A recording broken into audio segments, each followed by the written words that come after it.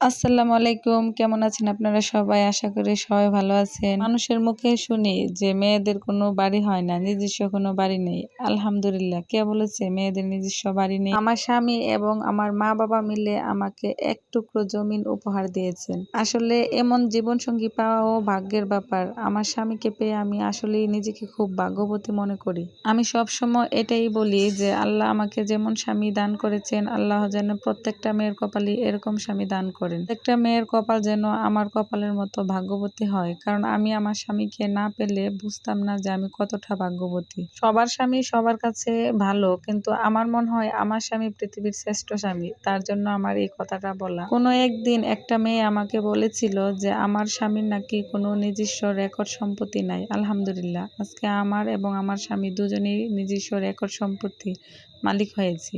আমাদের সমাজে কিছু কিছু মানুষ আছে যে আপনাকে কথা বলতে দ্বিধা করবেন, আর সমাজের মানুষ চায় না কোনো দিন আপনি উপরের দিকে উঠেন। আপনি ভালো চলছেন, আপনি ভালো খাচ্ছেন, আপনি ভালো পড়ছেন, এটা তো সমাজের লোক সহজে মেনে নেবে না। সমাজের মানুষ হলো এমন। তবে আল্লাহ চাইলে আপনার সবকিছু হবে। আল্লাহ যদি দেন আপনাকে, কেউ আটকে রাখতে পারবে না। আমার এই জমিনটুকু কিনতে গিয়ে আমি অনেক কাছের মানুষকে চিনতে পেরেছি, ভিতর থেকে বুঝতে পেরেছি ওদের আসল রূপ।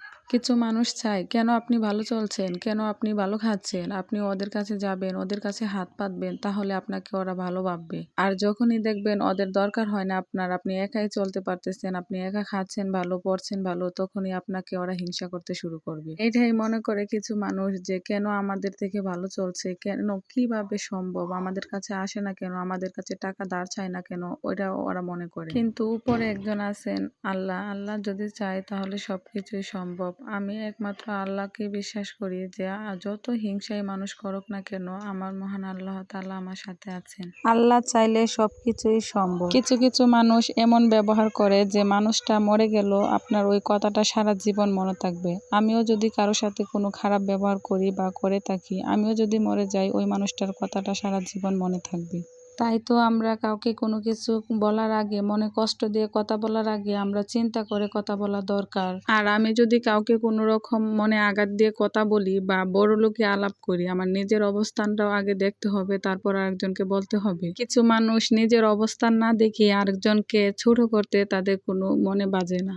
ইনশাল্লাহ কোনো একদিন আল্লাহ চাইলে আরো অনেক কিছু হবে আমার। আর সবসময় আমার মা আমাকে একটা কথাই বলে, মানুষ যত বেশি হিংসা করবে ঠিক তত বেশি আল্লাহ তোমাকে দান করবে। তাই আমি মনে করি যে যে যত বেশি পারুক আমাকে নিয়ে হিংসা করুক, আমার সমস্যা নাই। এক আল্লাহ আমার পাশে থাকলে আমার সবকিছু সম্ভব হবে ইনশাল্লাহ। সবাই আমাদের জন্য দোয়া করবেন, আল্লাহ যেন আস্তে আস্তে আমার সব স্বপ্ন পূরণ করে।